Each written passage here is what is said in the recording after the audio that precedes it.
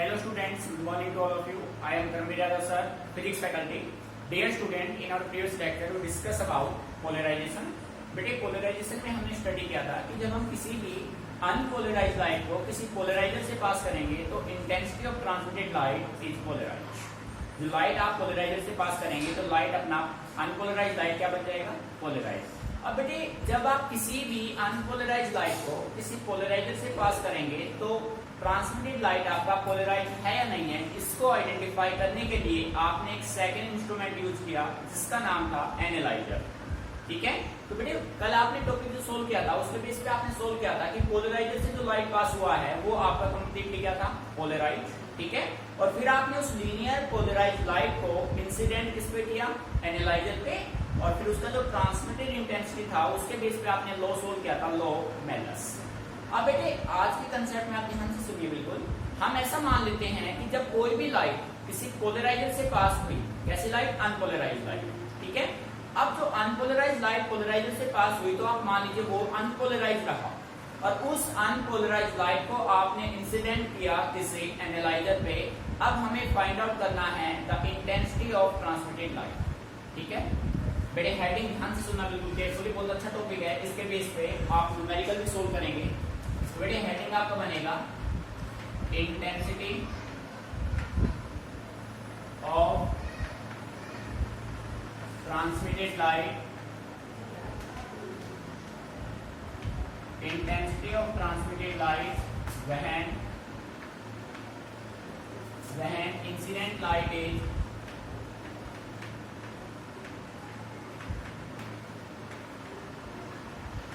incident light is unpolarized।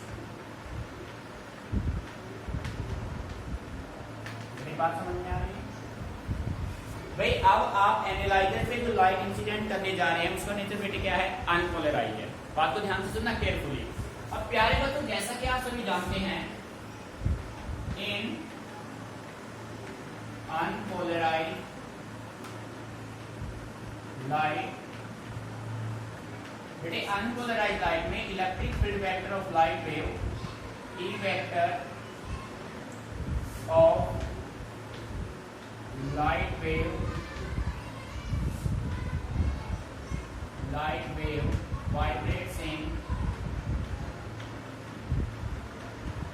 vibrates in all direction। ठीक है बेटे, electric field vector of light wave vibrate करेंगे all direction में, then the light is said to be unpolarized. इसका मतलब ये हुआ that is theta has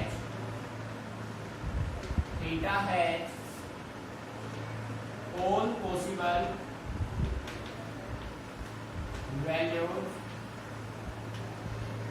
between theta is equal to 0 degree से theta is equal to 360 degree। बेटे meaning आ रहा है समझ में? बेटे जब अपना लाइट वेव ऑल डायरेक्शन में ट्रेवल करेगा, तो थीटा की वैल्यू 0 से लेकर 2 पाई 360 डिग्री तक रोटेट कर सकता है। बात समझ आ रही है? ठीक है, अब बिल्कुल ध्यान से सुनना। तो बेटे जो इंटेंसिटी अपने पास आएगा, जो आई आपको मिलेगा, आई आपके पास होगा आई नॉट, बेटे इंटीग्रेट आप करेंगे 0 से 2 पाई। बेटे 360 डिग्री को हम राइट कर सकते हैं 2 pi cos square theta d theta divided by 2 pi. बेटे ध्यान से समझना, मैथमेटिकल करो, मैं कंप्लीट इसको। भाई I naught cos square theta आपका रिजल्ट आएगा लॉग मेलस से। I naught cos square theta result कब आएगा, जब इंसिडेंट लाइट इज पोलराइज्ड। ठीक है, बट अब जो इंसिडेंट लाइट है वो आपका क्या है, वो आपका अनपोलराइज्ड है। ठीक है बेटे, तो आप देखिए यहां से आप 2 पाई कॉमन ले लीजिए, I is equal to I not by 2 pi integrate 0 से 2 pi cos square theta into d theta. अब बेटे कोस स्क्वायर थीटा का डायरेक्ट इंटीग्रेशन पॉसिबल नहीं है, तो सबसे पहले हम इस कोस स्क्वायर थीटा को फॉर्मूले में ब्रेक करेंगे। ठीक है, तो बेटे यहाँ पे आप राइट कर सकते हैं, but cos square theta is equal to 1 minus cos 2 theta by 2। बेटे फॉर्मूला होता है cos square theta, so we can say write I is equal to I not by 2 pi integrate 0 से 2 pi 1 minus cos 2 theta by 2 into d theta. So क्या रहेगा, तो यहां से आप 2 कॉमन ले लीजिए और फिर इसको दोनों को 1 माइनस cos 2 थीटा दोनों को सेपरेटली आप इंटीग्रेट कर दीजिए। ठीक है, तो बेटे मैं यहाँ पे कर रहा हूँ, पूरा फोकस रखिए। देखो I is equal to I not divided by 2 pi. तो बेटे इनटू में मैंने क्या कॉमन ले लिया, ये 2। ध्यान से सुना, आई नॉट बाय 2 तो ऑलरेडी था, अब मैंने ये 2 भी कॉमन ले लिया। फिर मैंने यहाँ पे ब्रैकेट यूज किया, इंटीग्रेट 0 से 2 पाई। इसका इंटीग्रेशन बेटे 1 into d theta, 1 into d theta. देखो बेटे 1 को मैंने डी थीटा से मल्टीप्लाई किया, माइनस का साइन, 0 से 2 पाई cos 2 थीटा, बेटे इंटू में क्या रहेगा, डी थीटा। तो ब्रैकेट कर दो, क्लोज। मीनिंग आ रहा है समझ में? अब देखो प्यारे बच्चों, I is equal to I not by 2 pi into 1 by 2। बेटे 1 into d theta, d theta का इंटीग्रेशन होगा थीटा। ठीक है, तो इसका इंटीग्रेशन हो गया थीटा, लिमिट अप्लाई किया 0 से 2 पाई। बेटे मीनिंग यहां से चलिए, माइनस का साइन, बेटे cos 2 थीटा का इंटीग्रेशन होगा sin 2 theta divided by 2।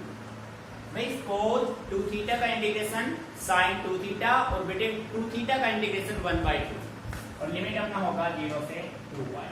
Bracket close. ठीक है, यहां तक मीनिंग समझ में आ गया भाई?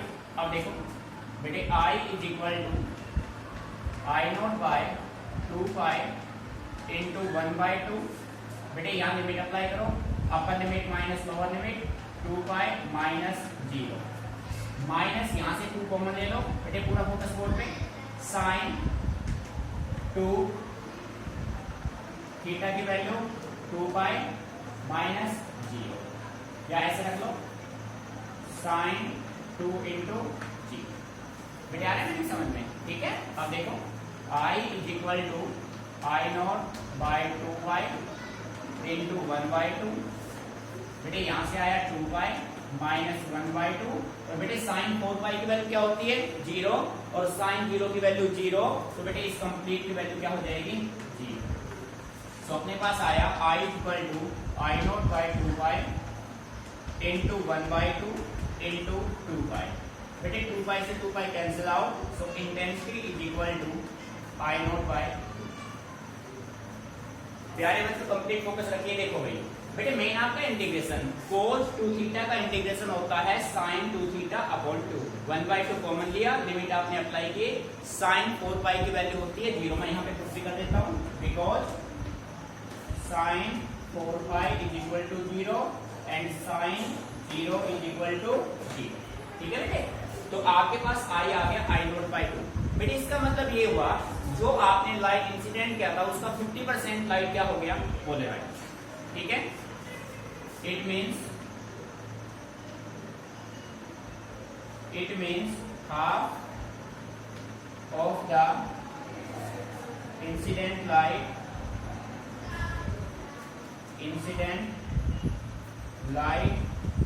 Is polarize. समझ में?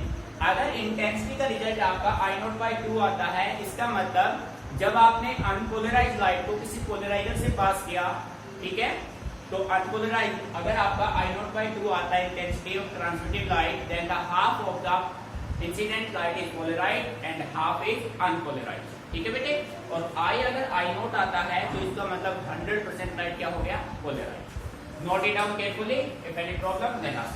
ठीक है बेटे,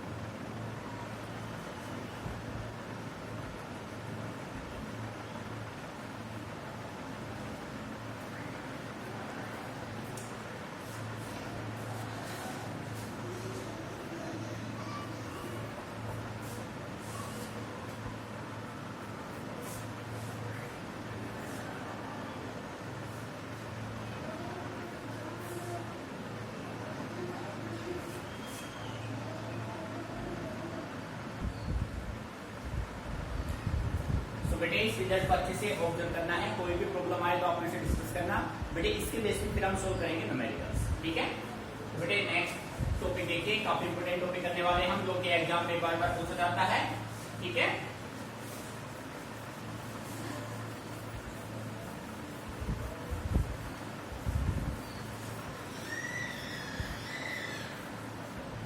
तो प्यारे बच्चों हेडिंग बना लीजिए बेटे। नेक्स्ट टॉपिक आपका है डिवेस्टर law.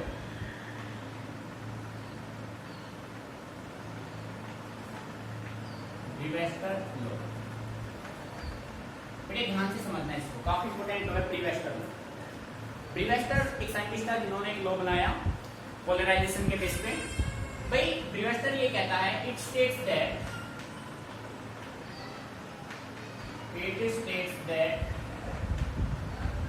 the tangent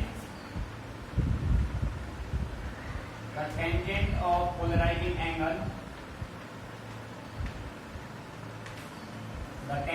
polarizing angle, okay, polarizing angle आपका होता है IP, the tangent of polarizing angle IP is equal to the refractive index of the material medium,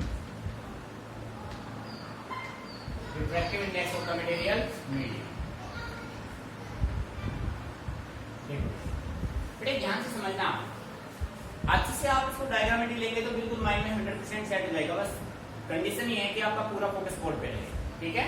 बेटे कहता है it states that the tangent of polarizing angle IP is equal to the refractive index of the material medium. Means आपको ये prove करना है कि जो tan IP होता है वो बेटे किसके बराबर होगा, म्यू के। tan IP is equal to mu, ये आपको प्रूव करना है। दिस इज डिवेस्टर लॉ, ठीक है। तो बेटे कंडीशन को समझिए, आपको इसको प्रूव करना है। तो आपने क्या किया, कंडीशन आपके पास ये है,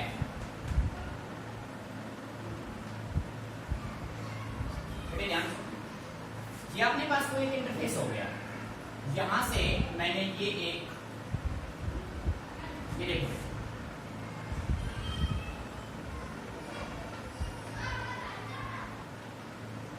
बेटे ये लाइट कैसा है, ये लाइट परसेंट में कैसा है, पोलराइज है, पर हमें क्या सकते ये अनपोलराइज, ये देखो अनपोलराइज, ठीक है।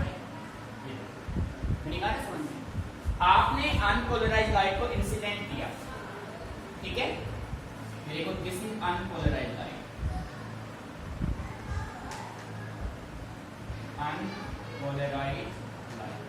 अनपोलराइज लाइट को आपने इंसिडेंट किया है पोलराइजिंग एंगल पे, और बेटे ये होगा इसका नॉर्मल, ठीक है भाई, ये इसका हो गया नॉर्मल। मेरे मीनिंग आ रहा है समझ में, नॉर्मल हो गया, दिस इज नॉर्मल। तो बेटे this is the angle of incidence, और किस एंगल पे आपने लाइट को इंसिडेंट किया, एट पोलराइजिंग एंगल IP पे। बेटे IP आपका पोलराइजिंग एंगल भी होता है और डिवेस्टर एंगल भी होता है। मेन समझना, मेन आपका डायग्राम नहीं है। जब आप लाइट इंसिडेंट करेंगे तो लाइट यहां से इधर देगा, ये लाइट सेम एंगल से लाइट अपने आप को क्या करेगा, रिफ्लेक्ट करेगा। क्या होगा, रिफ्लेक्ट। तो बेटे जो रिफ्लेक्टेड लाइट है ना, वो आपका कंप्लीटली क्या मिलेगा, पोलराइज मिलेगा। बात समझ में आ रही है, ये देखो दिस इज पोलराइज,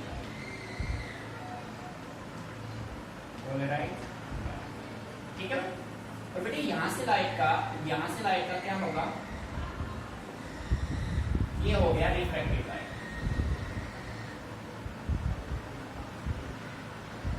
बेटे ध्यान से समझना इसको, this is unpolarise,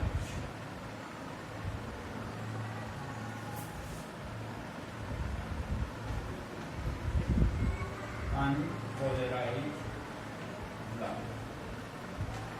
This is incident light. This is reflected light.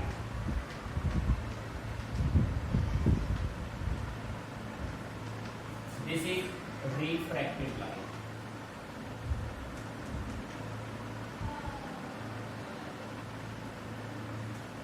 आ रहा है नहीं समझ में? ठीक है, देखो भाई आपने इंसिडेंट लाइट को इंसिडेंट किया एट पोलराइजिंग एंगल पे, दिस इज आईपी। तो बेटे ये एंगल भी देखो, angle of incidence is equal to angle of reflection according to law of reflection. तो बेटे ये एंगल भी आपका कितना बनेगा, this angle equal to IP. ठीक है, अब ये जो एंगल बनेगा अपना, ये जो एंगल बनेगा बेटे कितना बनेगा, 90 डिग्री। ये हो गया आईपी, ये हो गया 90। और बेटे this is the angle of refraction, this is the angle of refraction. बेटे आ रहा है नहीं समझ में? ठीक है, तो इस लाइन में देखो IP प्लस 90 प्लस R एक लाइन पे कितने किसके बराबर होगा, 180 के बराबर। अब बेटे ध्यान से सुनना, मैंने आपका डायग्राम, आपने जब किसी भी लाइट को, ध्यान से सुनना, एक्सपेरिमेंट की हम बात कर रहे हैं, जब आपने किसी भी अनपोलराइज्ड लाइट को इंसिडेंट किया पोलराइजिंग एंगल पे, किस पे, पोलराइजिंग एंगल पे, then we found that the reflected light is completely polarized and the reflected and refracted light wave are perpendicular to each other। बेटे बात समझ में आ रही है? जब आपने, बेटे सुनना, जब आपने किसी अनपोलराइज्ड लाइट को इस पे पोलराइजिंग एंगल पे इंसिडेंट किया, then the reflected light is completely polarized and the reflected and refracted light wave are perpendicular to each other। ठीक है बेटे, ये देखो यहाँ पे मैं नोट कर रहा हूँ इसको। It was found that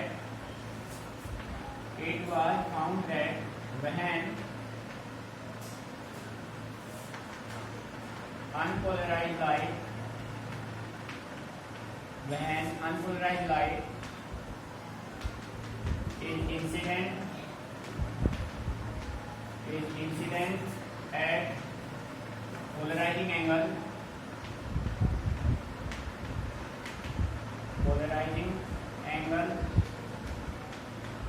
IP, then the reflected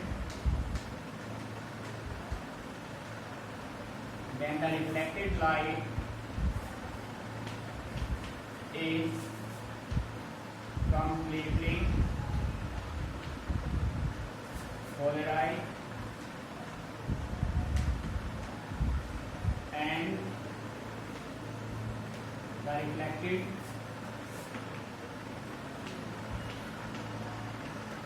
and the refracted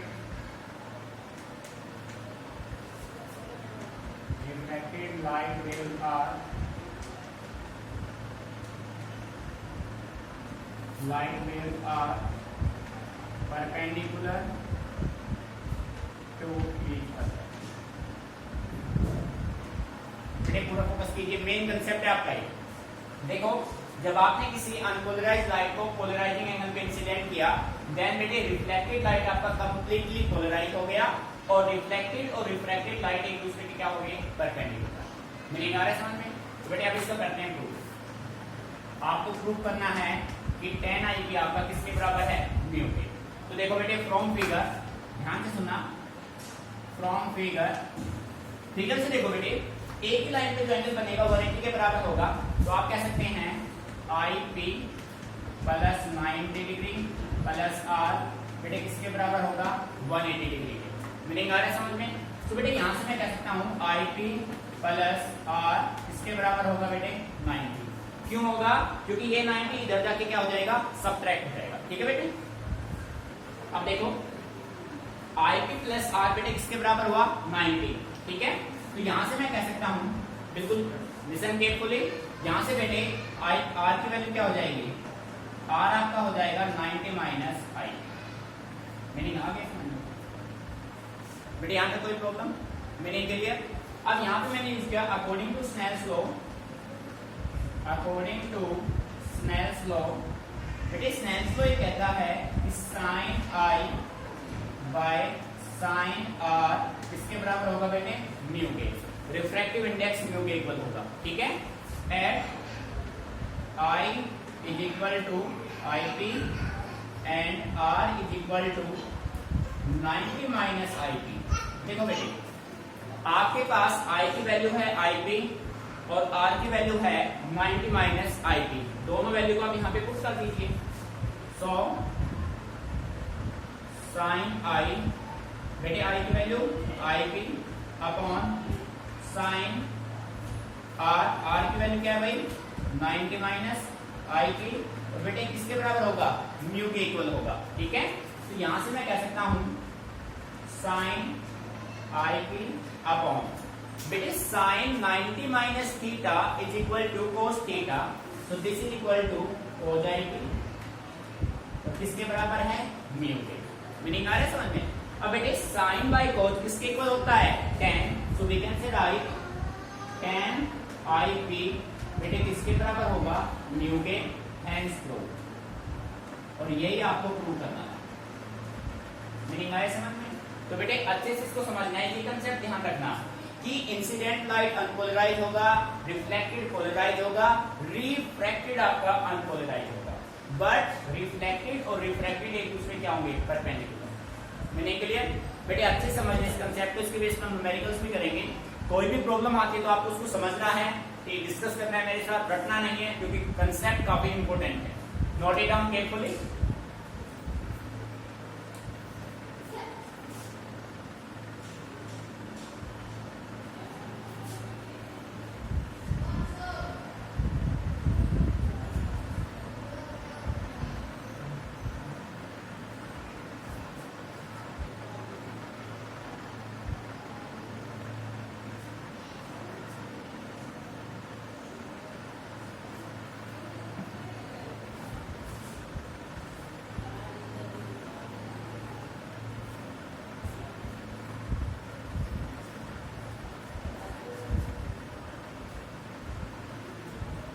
बेटे फिर देखो एक बार, ब्रीवेस्टर लॉ ये कहता है it states that the tangent of polarizing angle IP is equal to the refractive index of the material medium।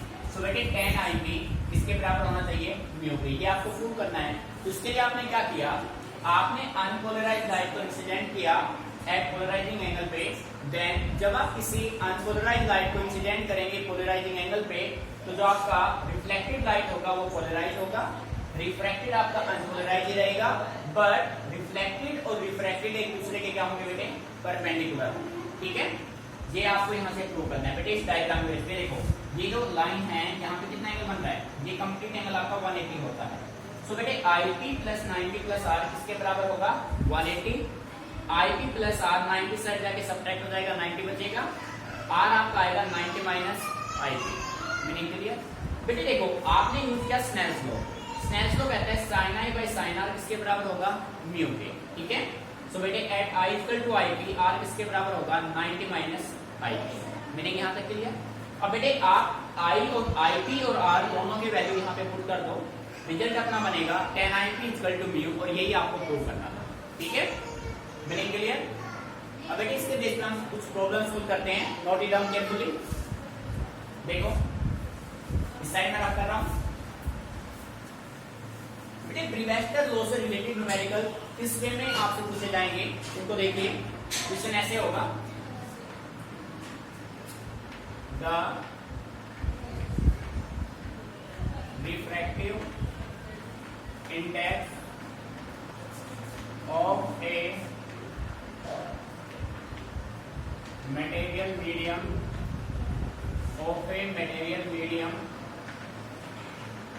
is √3, then find its polarizing angle। देखो तो बेटे सबसे पहले न्यूमेरिकल के स्ट्रक्चर को समझना है कि आपसे क्या पूछा जा रहा है। आपसे बोल रहा है कि आपके पास रिफ्रैक्टिव इंडेक्स किसी मटेरियल मीडियम का गिवन है √3, और आपको फाइंड आउट करना उसका पोलराइजिंग एंगल। सो बेटे गिवन डाटा की अगर मैं बात करूं तो देखो, गिवन डाटा में अपने पास क्या दे रखा है भाई, म्यू दे रखा है √3, फाइंड आउट क्या करना है IP। तो बेटे रिलेशन अप्लाई कर दो सीधा। सो आप राइट करेंगे H tan IP किसके बराबर होता है बेटे म्यू के। ठीक है ना, अब वैल्यू पुट कर दीजिए आप, tan IP किसके बराबर बेटे √3। अब बेटे आप ये देखो tan में √3 किसकी वैल्यू होती है। ठीक है, तो जैसा कि हम जानते हैं बेटे tan 60 डिग्री की वैल्यू क्या होती है √3, तो बेटे 10 से 10 कैंसिल आउट, तो प्यारे बच्चों आई के अपने पास क्या जाएगा 60 degree. This is your required figure. बेटे न्यूमेरिकल में रिफ्रैक्टिव इंडेक्स गिवन है तो आई पे निकल जाएगा, आई पे गिवन है तो रिफ्रैक्टिव इंडेक्स निकल जाएगा। मीनिंग अच्छे से क्लियर। सो आपको 10, 30, 45 और 90 के वैल्यू नॉट होने चाहिए। 60, 90 फाइनल होगा। ठीक है बेटे, तो आप इजीली इस टाइप से न्यूमेरिकल सोल्व कर सकते हैं। Note it down carefully.